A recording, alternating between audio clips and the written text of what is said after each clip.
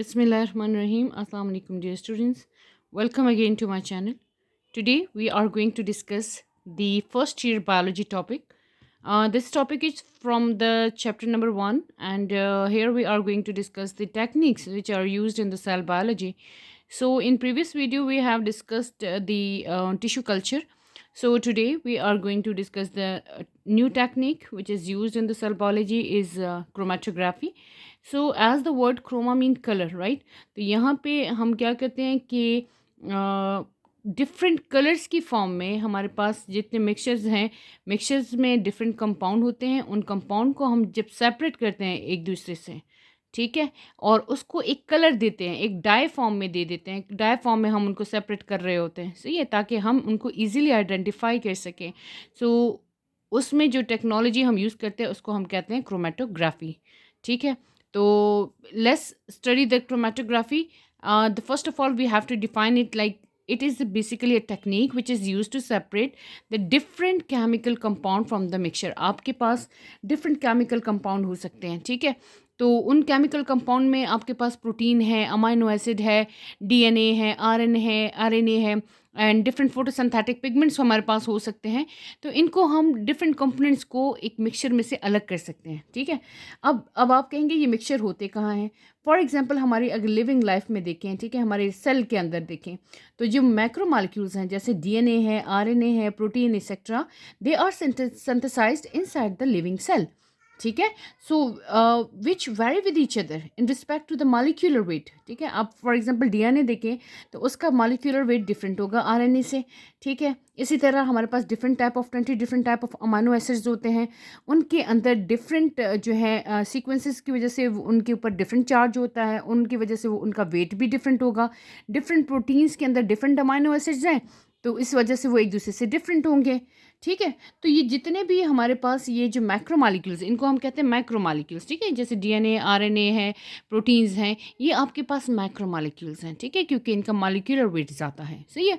सो ये आपस में एक दूसरे से डिफरेंट है on the basis of their size, solubility की बेस पे, और इनके ऊपर डिफरेंट चार्जेस हैं, और ये एब्जॉर्बेंस ऑफ लाइट वेवलेंथ। अब डिफरेंट फॉर एग्जांपल पिगमेंट्स हैं, ठीक है, जैसे फोटोसिंथेटिक प्लांट्स में होते हैं, ठीक है, लीव्स में होते हैं और एल्गीज में होते हैं, जैसे कैरोटीन है, जिंथोफिल्स है, क्लोरोफिल ए है, बी है, ये सारे हमारे पास फोटोसिंथेटिक पिगमेंट्स हैं, ठीक है। तो ये अब डिफरेंट वेवलेंथ को एब्जॉर्ब करते हैं, यानी आपके पास सूरज की रोशनी में 7 डिफरेंट कलर्स हैं, वाइट लाइट है ना सूरज की रोशनी, ठीक है, तो उसके अंदर डिफरेंट कलर्स पाए जाते हैं, जिसमें ब्लू है, वायलेट है, रेड है। तो अब हर एक जो एल्गी है, ये प्लांट है, उसके लिए अपनी एक रिक्वायरमेंट है, ठीक है। कुछ एल्जीज जो हैं वो रेड कलर बहुत ज़्यादा एब्जॉर्ब करते हैं, कुछ ग्रीन ज़्यादा एब्जॉर्ब करते हैं, ग्रीन एंड ब्लू को ज़्यादा एब्जॉर्प्शन करते हैं। तो इस तरह वो डिफरेंट वेवलेंथ जो है वो एब्जॉर्ब करने की पावर रखते हैं। क्लियर हो गया?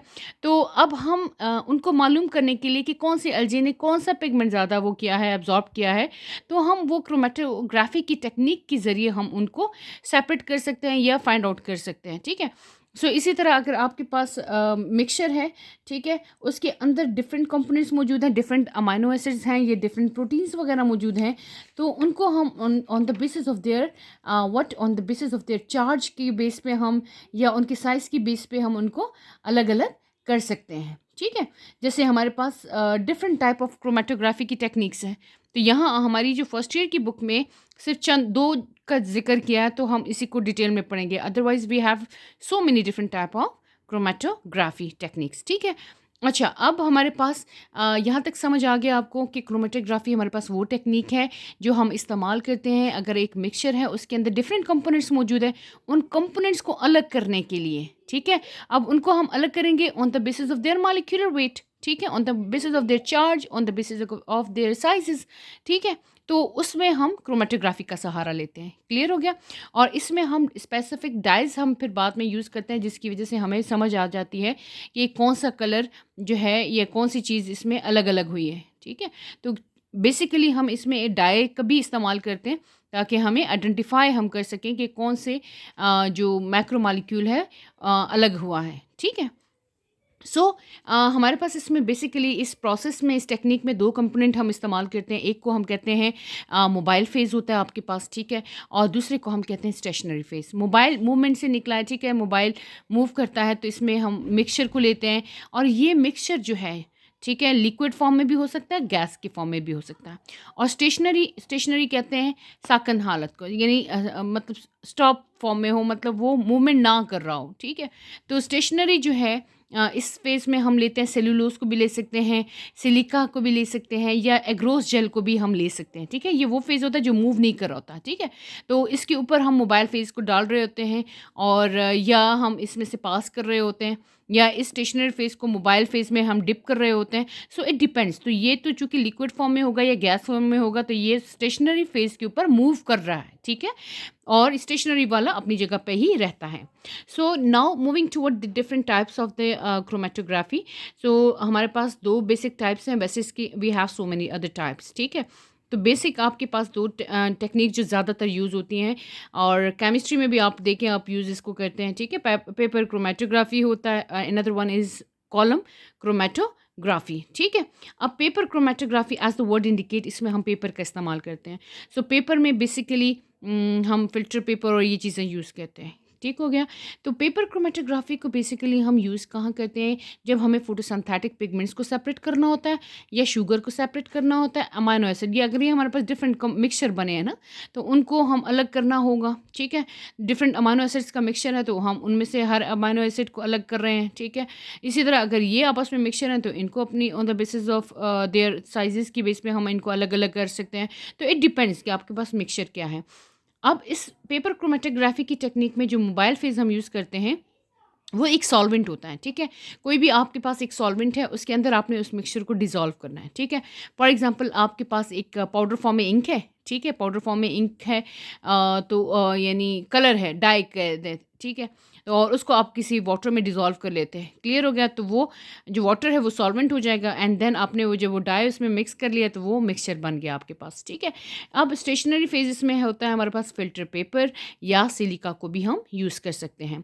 और इसमें जो अपरेटस हम यूज़ करते हैं, उसको हम कहते हैं क्रोमेटोग्राफिक चैम्बर, ठीक है, क्रोमेटोग्राफी चैम्बर हो गया। और जो पेपर हम यूज़ करते हैं, उसको हम कहते हैं क्रोमेटोग्राम, ठीक है। फ़िल्टर पेपर ही होता है, लेकिन क्रोमेटोग्राम होता है, ठीक है। उसको हम टर्म देते हैं क्रोमेटोग्राम, क्योंकि इस टेक्निक में हम यूज़ कर रहे हैं। अच्छा जी, अब यहाँ स्टडी कर लेते हैं कि ये प्रोसेस कैसे होता है हमारे पास। तो ये जो आपके पास मैंने ये जो यहाँ पे डायग्राम बनाई है, तो यहाँ पे ये एक पूरा हमारे पास चैम्बर है। इस चैम्बर के अंदर हमने भी फ़िल्टर पेपर लगाया है, ठीक है। अब हमने क्या किया कि यहाँ पे ये सॉल्यूशन मिक्सचर ले लिया, ठीक है। इस मिक्सचर में आपने इसको एज हम कह सकते हैं मोबाइल फेस के तौर पे यूज़ किया है, ठीक है। और यहाँ पे सॉल्वेंट लेके उसमें उस मिक्सचर को हमने ऐड अप कर दिया, और ये पूरा एक मिक्सचर बन जाएगा आपके पास, ठीक है। तो अब क्या किया कि हमने यहाँ पे ये फ़िल्टर पेपर को यहाँ पे यहाँ पे एक रॉड है, इसके साथ अटैच कर लिया था और लटका दिया था, सही है। अब जैसे ही हम अच्छा, तो ये रॉड के साथ फ़िल्टर पेपर को हमने अटैच कर दिया, ठीक है। अब हमने क्या, ये फ़िल्टर पेपर स्टेशनरी फेज़ हो गया, ठीक है।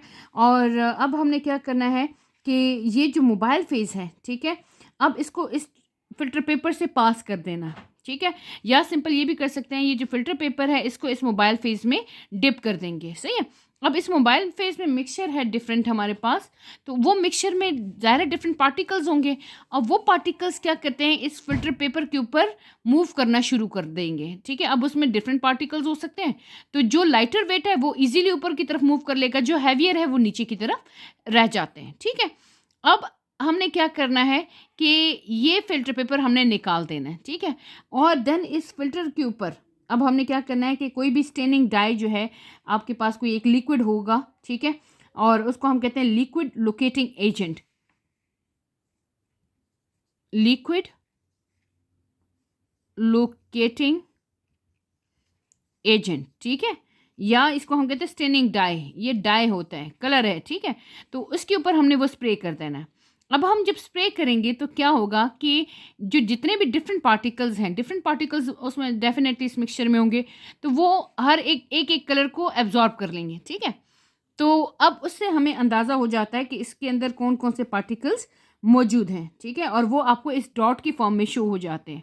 तो चूंकि ये कलर अटेन कर लेते हैं, कलर ले लेते हैं, इसलिए हम इस टेक्निक को भी कहते हैं क्रोमेटोग्राफी, ठीक है। और इस पेपर को हम कहते हैं क्रोमेटोग्राम, और ये जो पूरा अपरेटस है इसको क्रोमेटोग्राफिक चैम्बर कहते हैं, ठीक है। अच्छा, अब दूसरा एक तरीका ऐसा हो सकता है हमारे पास, हम दूसरे तरीके पे करते हैं कि आपने वो मिक्सचर ले लिया, ठीक है। फॉर एग्जांपल मैं इंक का एक मिक्सचर ले लूँ, ये डिफरेंट इंक जो है वो डिफरेंट कलर्स जो है उनको मिक्स करके एक मिक्सचर बना लूँ, और उसका डॉट जो है मैंने इस फिल्टर पेपर के ऊपर मैंने डाल दिया, ठीक है। यानी आपने कोई भी एक मिक्सचर ले लिया और उसको स्पॉट कर दिया एक एंड पे, पेपर स्ट्रिप पे, ठीक है। अब इस पेपर को हमने क्या करना है, एक स्पेसिफिक सॉल्वेंट के अंदर डिप कर देना है, ठीक है। तो अब ये क्या होगा कि ज़ाहिर है वो सॉल्वेंट लिक्विड फॉर्म में होता है, तो वो इस मिक्सचर को यहाँ पे डिज़ोल्व कर लेगा, और इस मिक्सचर के अंदर जितने और पार्टिकल्स हैं वो अलग अलग होना शुरू कर देंगे on the basis of their molecular weight, ठीक है। और ये जो सॉल्वेंट है इस पेपर के ऊपर एब्जॉर्ब होता है, तो इस एक्शन को हम कहते हैं कैपिलरी एक्शन। इसको क्या कहते हैं, कैपिलरी एक्शन,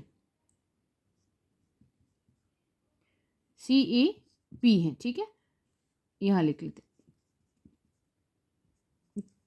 कैपिलरी एक्शन, ठीक है। यानी वो जो जैसे आप टिश्यू पेपर के ऊपर पानी का एक डॉट डाल दे तो एकदम से एब्जॉर्ब हो रहा है ना, तो वो पानी के जो मॉलिक्यूल हैं उस टिश्यू पेपर के मॉलिक्यूल्स के साथ ऐसे सहारा लेके ऊपर की तरफ मूव करते हैं, तो इसको हम कहते हैं कैपिलरी एक्शन। तो यहाँ पे ये जो सॉल्वेंट है तो कैपिलरी एक्शन के थ्रू ऊपर की तरफ मूव करना शुरू कर देगा, और इस मिक्सचर के अंदर जो डिजॉल्व पार्टिकल्स हैं उनको अलग अलग करना शुरू कर देगा, ठीक है। एंड देन आप इसको अलग से निकाल सकते हैं।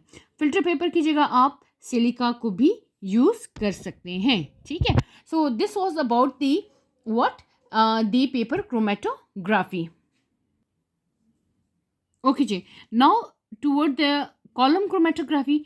अब कॉलम क्रोमेटोग्राफी में बेसिकली हम क्या करते हैं कि या तो ग्लास ट्यूब हम लेते हैं, ठीक है।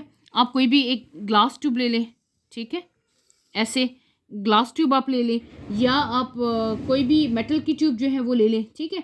लेकिन इस कॉलम क्रोमेटोग्राफी जो है आपने एक सेक्शन, एक कॉलम बनाना है, ठीक है।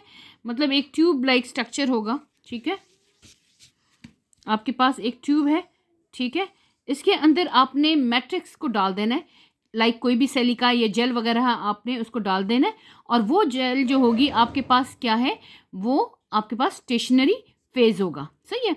अब इसके ऊपर हमने क्या करना है, मोबाइल फेस को डाल देना है। मोबाइल फेस कोई भी लिक्विड जो होगा वो उसको आपने एंटर कर देना है, ठीक है। अब ये जो मोबाइल फेस है जिसके कंपोनेंट्स को आपने अलग करना है, तो वो इसके ऊपर आएगा, एंड आहिस्ता आहिस्ता जो हैवी मॉलिक्यूल्स हैं वो क्या है, जो स्मॉल मॉलिक्यूल्स हैं वो इस जो सपोर्टिंग जो आपके पास मटेरियल है उसके अंदर अपने लिए जगह बना लेगा, ठीक है, और अंदर इंटर होना शुरू हो जाएगा, सही है, एब्जॉर्प्शन करने शुरू हो जाएगा। जो हैवी पार्टिकल्स हैं जो वो ऊपर की तरफ ही रह जाएंगे, ठीक है।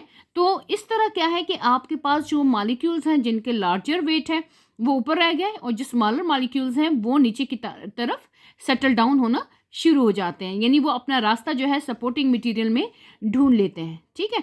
सो इसमें फ़र्क सिर्फ इतना है कि यहाँ पे हम जो आपके पास स्टेशनरी फेज है वो आपके पास एक कॉलम फॉर्म में होता है, मीन आपके पास एक ट्यूब के अंदर मौजूद होता है, ठीक है, या मेटल ट्यूब होगी या ग्लास या शीशे से बनी हुई है ट्यूब, और ऊपर से आपने मोबाइल फेस को इंटर करना है, मोबाइल फेस यहाँ डालना, उंडेलना है, सही है।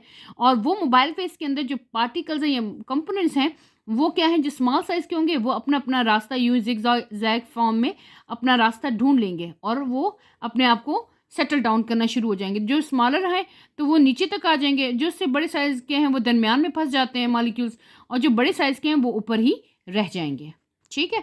So hope you understand the today's topic which is what the chromatography. Thank you.